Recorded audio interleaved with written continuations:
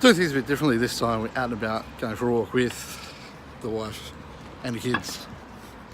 And thought I might as well record a vlog while I'm going for a walk. So this is the long overdue review of the Vlog in Paradise competition. Once again, thanks to PokerStars, Jeff Gross, Andrew and Amy for putting it on, Bill Perkins helping out with the judging, and everybody else that participated. It's been a really good competition to be involved in. Really good way to not only grow an audience, make friends and that sort of thing, because you've got a bit of a common purpose rather than just randomly deciding to start a YouTube channel and hoping people decide to watch. So really good idea, and well done to Oliver and Matt for winning the platinum passes that were on offer.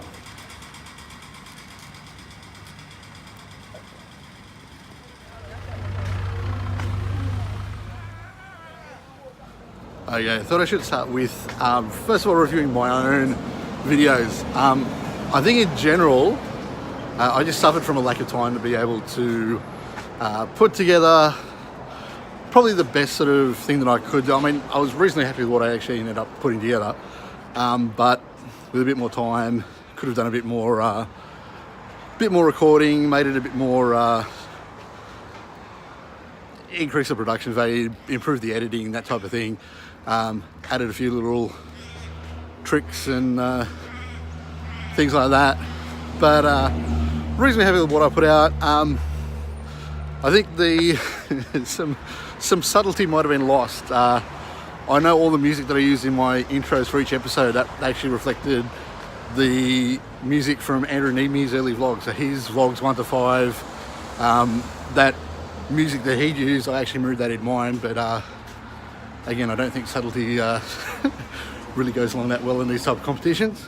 In terms of creativity and ideas and that sort of thing, I think the two vlogs that I like the best that I did were actually the hand analysis one, where I did the reverse hand analysis idea, starting from the river and working backwards, with the kind of the memento theme. Although, having said that, again, time constraints meant that I probably didn't do the greatest presentation job that I could have. The other one that I like myself was actually the idea behind the final one, and turning up to the Paradise Valley Hotel where they've got the big sign Paradise, and using that as a bit of a backdrop for the intro, and sort of going, hey, well, look, I'm here in Paradise. Oh, no, I'm not. So past that I think worked well, but ultimately not good enough to get in the top 5 or obviously win one of the packages. Overall, I'd have to pretty much agree with the judging. Definitely the top 5. I think those 5 guys were definitely the clear best sort of 5 out of all the people that did the challenge. But first of all, I want to actually go through some things that I learnt from the challenge from other people who didn't actually make the top 5. And I'm going to actually start with Kevin, a guy called Bag Holder, and the video that he did on his hand analysis, where he broke down his opponent's range and had his little table set out with different hands that his opponent might play, and how his reasoning for eliminating each of those possible hands or holdings that his opponent might have had. I thought that's a really good way to break down a hand, and a bit of a different use of visuals to get the point across, rather than trying to explain everything with reasoning and terms and that type of thing that especially new players might not be too familiar with. The next one was someone who didn't actually complete the challenge but still vlogging. Brittany. First of all, good to find some more people in Australia that are actually doing poker vlogging. So again, good to have another Aussie on board in the poker vloggers group. But in particular, the bit I liked about her vlogs was her little intro sort of ideas, where she sort of drawn the scene of what happened. Something that I thought was very creative, very well done, and something I'd like to be able to draw that well myself. But yeah, really good way of, again, putting across those ideas, and really good way of explaining things and getting it across to the audience. Next one I want to talk about was Ben McCall. He's someone who obviously he's kept on with the vlogs after the competition, and I think he's still improving with what he's doing. And actually it wasn't something that he did during the competition, but actually just after the competition that I was actually most impressed with. The bit with his reaction when the top 5 announcement, his reaction video for that, that bit was hilarious. He's getting lovely audio through here. His reaction with the cries of no and the zooming out with Google Earth and all that sort of thing was really well done. And he's still improving his vlogging. Good to see him continue after the competition. So something a bit different. We're trying the grocery shop record. Walking through Coles, just the local supermarket, and one of those guys talking to himself, holding a selfie stick. But someone's got to do it. Well, you don't have to, but I'm trying. Anyway, to the top 5. I want to start with Mike Maddox. Again, good to see another vlogger based in Melbourne doing his stuff. I think with Mike, his stuff that really stood out was just his, I suppose, attention to detail. I suppose you call cinematography. The way he'd actually shot a lot of his stuff was really well done. Stuff like his hand graphics for his hand analysis was more than just something thrown together in a few minutes. So he'd really stepped up his stuff. We're gonna get this one, are we? Really? Really? Really? No.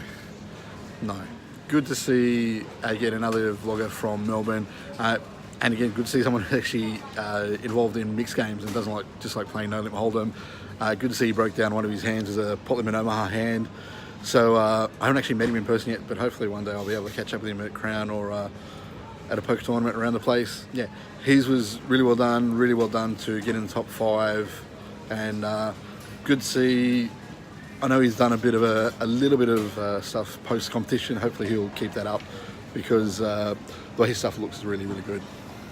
Next one I want to have a look at was Derek. That I think he won the comedy award. His stuff was some of the funniest stuff out there, especially his early vlog where he was doing his flossing in front of all the different poker rooms in Las Vegas. Really funny stuff. Then his discussion of his play, I think it was at the Flamingo, special hand where he sort of just open folds queens and stuff like that, and then decides to in a 1-2 game to ship basically $100 with pocket threes, and manage to get a call with king queen and have the threes hold up. Some epic stuff, some funny stuff, and good to see him still doing some vlogs after the competition. And well done on his efforts up in running up Reno. He actually did well there and backed up. Shows he's not just a poker vlogger, but actually a poker player as well. So well done, Derek. Keep it up. Next one, Trevor, raising the nuts. I think he was really the the glue that held the competition together. He was someone who was really involved in it. Took the trouble to watch pretty much everyone's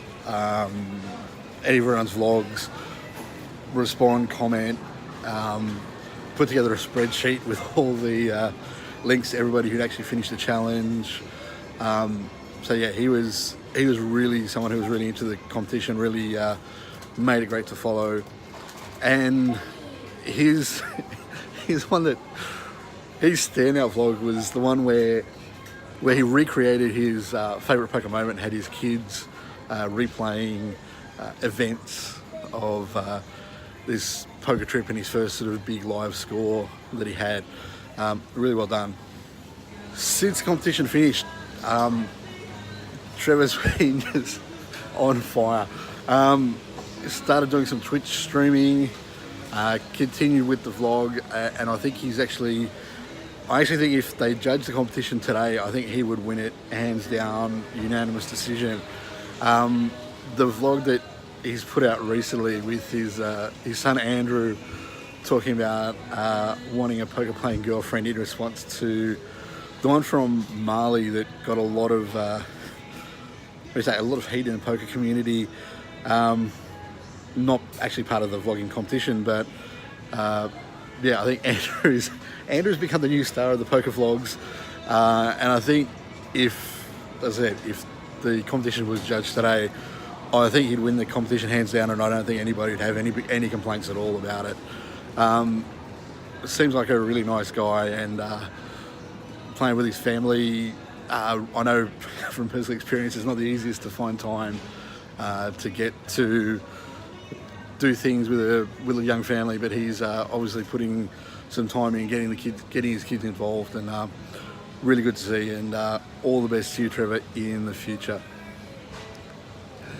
Next up, Oliver Biles, one of the two winners of the Platinum Pass. Well done, Oliver, on winning the pass. Well deserved. Good to see you doing this while on holiday.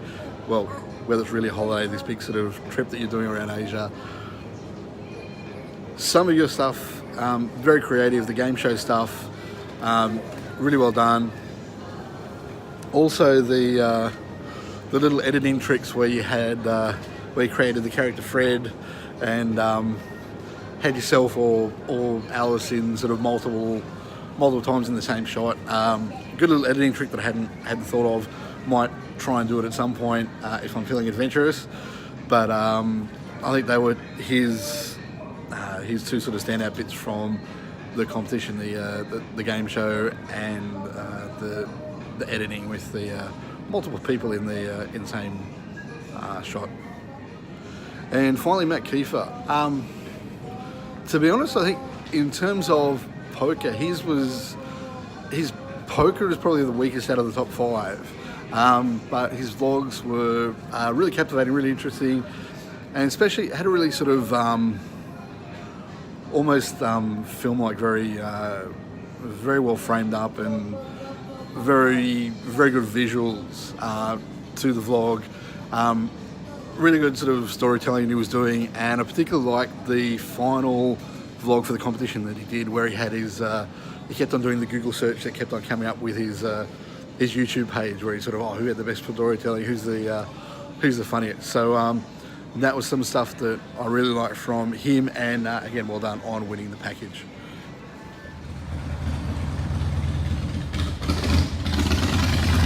Come on.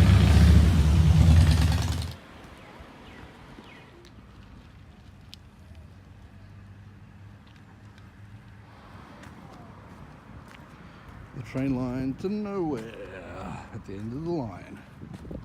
The thing I want to talk about quickly was what I see happening going forward with the vlog. I simply don't have the time to do the full vlog production that you see the likes of obviously Andrew Neeme and some of the guys that have started up in the Vlog in Paradise competition. So I think I'm going to do the Jeff Boski kind of method, and try and keep it simple.